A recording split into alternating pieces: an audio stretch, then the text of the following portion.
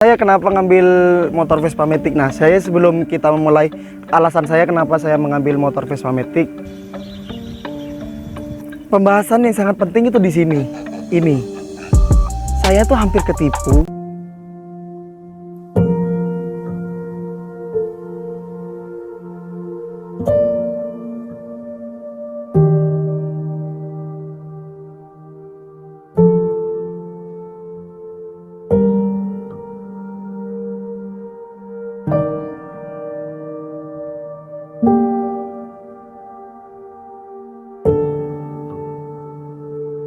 Halo cuy, assalamualaikum warahmatullahi wabarakatuh. Selamat datang di channel Christian Motovlog.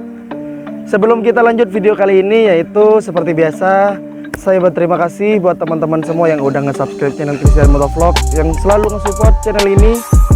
Ya, semoga kalian sehat-sehat selalu, dimudahkan rezekinya, dilancarkan segala urusannya, dan semoga apa yang dicita-citakan teman-teman semua tahun ini bisa tercapai. Amin amin.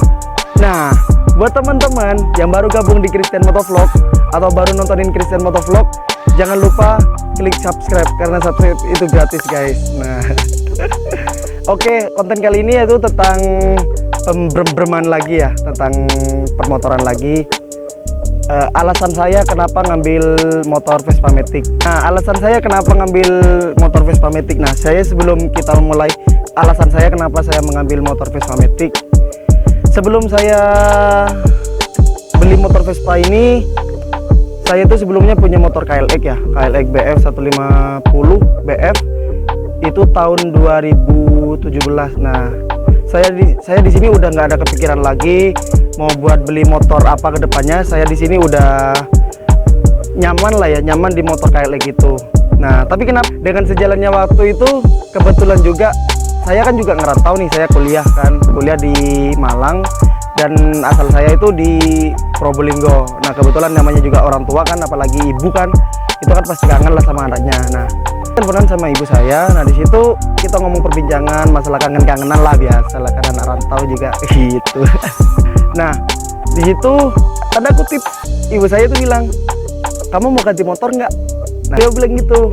Otomatis saya kaget dong. Nah, ini ibu saya bercanda atau seriusan atau gimana? Nah gitu. Nah, di sini saya tegasin lagi sama ibu saya, emang kenapa? Enggak kok, nggak ada keinginan lah, bukan cita-cita sih, nggak ada keinginan untuk saat ini buat ganti motor, apalagi motor Vespa ya kan. Dan berjalannya omongan kita di via telepon, bingung mau beli motor apa, bingung. Tahu sih motor Vespa, tapi keinginan buat beli motor Vespa itu nggak ada sama sekali gitu loh. Cukup di KLX aja gitu. Nah, terus kakak saya tuh nyaranin, ya udahlah, kan ibu nyuruh mungkin ada rezeki, ya mungkin lah ya, namanya juga orang tua kan, kalau ada rezeki ya pasti buat anaknya lah gitu ya, buat siapa lagi kalau bukan anaknya. Kakak saya itu nyaranin, ya udah deh beli Vespa aja. Vespa itu kan jarang kalau di rumah, mungkin kalau di perkotaan udah biasa sih Vespa, kalau buat di rumah kan di kampung jarang lah, jarang banget malah. Nah, di situ selain itu juga saya beli KLX dulu itu karena di perkampungan saya itu jarang teman-teman, jarang banget KLX.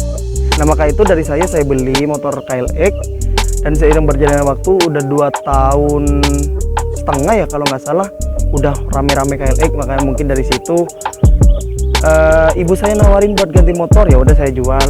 Nah, saya kepikiran saya itu nggak mau sama kayak motor-motor orang yang lain tapi dalam artian itu kamu sama punya satu di Indonesia, ya nggak mungkin.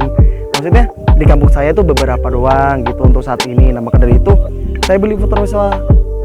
Nah, sebelum itu saya pikir samalah kayak motor-motor biasa, pikir gitu.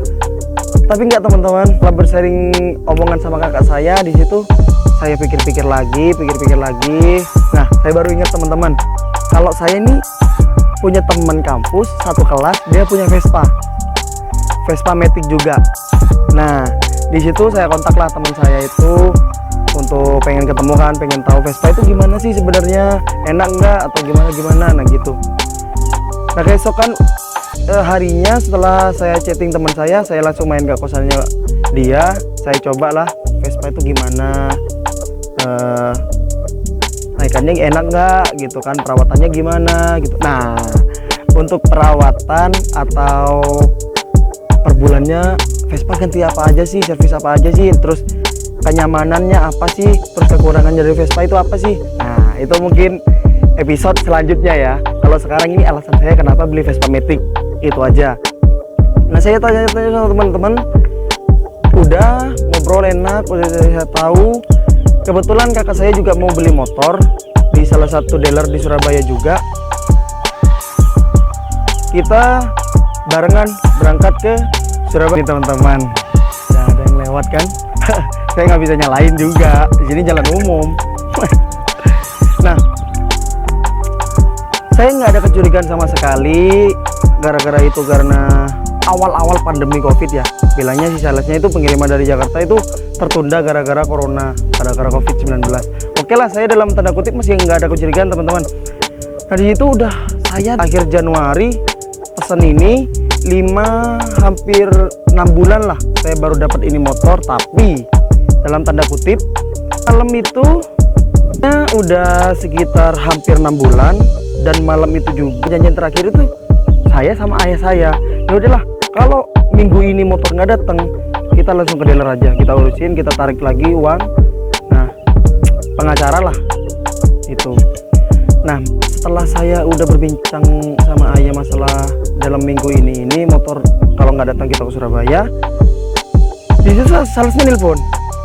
Selang beberapa hari salesnya nelpon malam itu sekitar jam 9 kalau nggak salah, jam 9 malam, dan nelpon saya dengan alasan uang saya kepake teman-teman. Saya bingung dong, berapa uangnya yang dipakai, entah 30, 20, 10 juta, saya juga bingung kan. Nah setelah itu dia minta saya transfer ke dia, dalam artian motor udah ready, tapi gara-gara uangnya dipakai sama sales tersebut, jadi pengiriman motor dari Surabaya ke rumah saya itu tertunda, jadi harus saya ngelunasin. Nah ternyata uang yang dipakai itu sekitar 1,5 juta sama dia.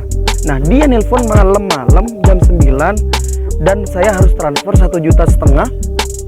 Batas waktunya jam 10 malam, 1 jam teman-teman, dia baru ngabarin. Misal dia itu kenapa nggak ngabarin dari sebelumnya gitu loh teman-teman. Ya mungkin saya sama orang tua ya mungkin dalam artian bisa dinegosiasi lah gitu loh, tapi ini kita udah nunggu lama gitu loh. Nah ternyata usut demi usut, misal ada konsumen A beli sama sales itu dalam motor sprint. Nah ternyata harga uang yang konsumen A beli kepada dia itu uangnya dipakai teman-teman. Otomatis konsumen A ini nggak dapat motor itu. Nah bagaimana konsumen A dapat motor itu?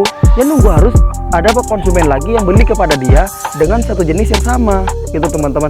Konsumen A beli, uang dipakai sama sales. Nah saya beli dengan spek yang sama, otomatis saya bayar tunai motor tersebut dikasih ke konsumen A dulu. Berarti untuk dapat motor saya ya nunggu dari konsumen selanjutnya. Nah ternyata seperti itu, makanya udah diusut semua, udah dipermainkan uang itu teman-teman sama sales. Tapi jika Pak Bambang, terima kasih buat Pak Bambang udah ngebantuin, udah tanggung jawab lah intinya, intinya mempermudah ini, udah keluar, udah nyampe rumah, dan alhamdulillah terima kasih. Itu salesnya udah, ya alhamdulillah udah dipecat juga teman-teman. Ya syukurlah, biar nggak diulangin lagi gitu teman-teman. Masa ya kita kepercayaan, kita ngasih kepercayaan sebagai konsumen, kita percaya sama dia, tapi dia apa? Dia itu nyanyiin gitu teman-teman. Padahal kepercayaan itu nomor 1, sulit buat didapat. Nah oke, mungkin itu aja sih cerita dari saya ya, yang hampir ketipu sih. Nah untuk seperti yang saya tadi, kelebihan kekurangan apa aja sih bulannya servisan untuk si Vespa, itu mungkin di next video teman-teman. Nah oke teman-teman, mungkin segitu aja untuk konten Christian Motovlog kali ini, video kali ini. Jika teman-teman suka, klik like, komen, dan subscribe. Kalian jangan malu-malu, jangan sungkan-sungkan untuk bang bikin konten ini dong, bikin tentang review ini dong, motor ini dong, motor itu. Kalian jangan sungkan-sungkan, kalian langsung aja komen. Insya Allah selagi saya bisa, saya akan turutin kalian gitu loh. Oke, saya Christian Motovlog pamit, bye bye.